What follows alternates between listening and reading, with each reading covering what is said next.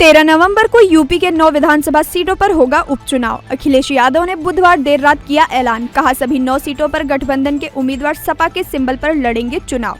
Social media platform x पर एक लंबी पोस्ट के जरिए अखिलेश ने किया ऐलान। सपा और कांग्रेस की खींचतान के बीच अखिलेश का आया बड़ा बयान।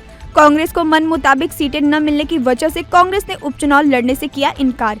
अखिलेश यादव ने कांग्रेस के लिए छोड़ी थी गाजियाबाद और खैर की सीट, फिर भी नहीं बन पाई बात। ब्रिक्स समिट के बीच प्रधानमंत्री नरेंद्र मोदी की चीनी राष्ट्रपति शी जिनपिंग के साथ हुई द्विपक्षीय मुलाकात। दोनों देशों के बीच कई मुद्दों पर बनी सहमति। बैठक के बाद पीएम मोदी ने कहा, भारत चीन के संबंध वैश्विक शांति के लिए जरूरी, खुले मन से करेंगे बातचीत। दुनिया के लिए हमारे संबंध जरूरी, सीमा पर मुद्दों को लेकर सहमति का करते हैं स्वागत। पीएम मोदी ने कहा, वैश्विक शांति, स्थिरता और प्रगति के लिए हमारे संबंध बेहद जरूरी। इस दौरान विदेश सचिव ने कहा, बॉर्डर पर डिसएंगेजमेंट और पेट्रोलिंग को लेकर सहमति के बैकग्राउंड में मोदी जिनपिंग की हुई है मीटिंग। दोनों नेताओं ने जताई प्रसन्नता। महाराष्ट्र विधानसभा चुनाव के लिए विपक्षी गठबंधन महाविकास आघाड़ी में बन गई सीट शेयरिंग पर सहमति। कांग्रेस, एनसीपी, शरद पवार और शिवसेना यूबीटी में 85-85 सीटों पर चुनाव लड़ने की बनी सहमति।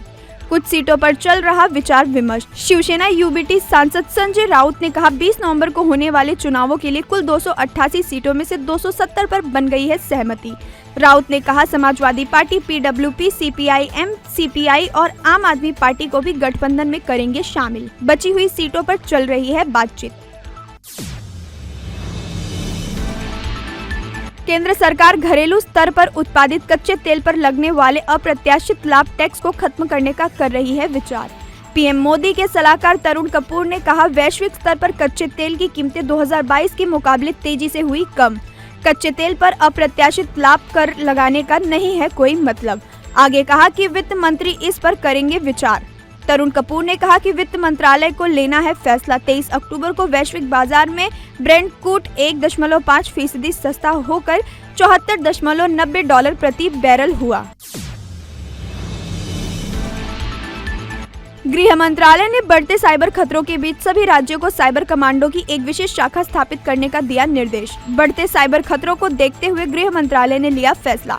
गृह मंत्रालय ने अगले 5 वर्षों में 5000 साइबर कमांडो तैयार करने की बना रहा योजना। साइबर कमांडो विंग पुलिस संगठन का होगा अभिन्न अंग। जनवरी 2023 और 2024 में हुई डीजीपी एलजीपी सम्मेलन में पीएम मोदी ने साइबर कमांडो की विशेष शाखा स्थापित करने की थी सिफारिश।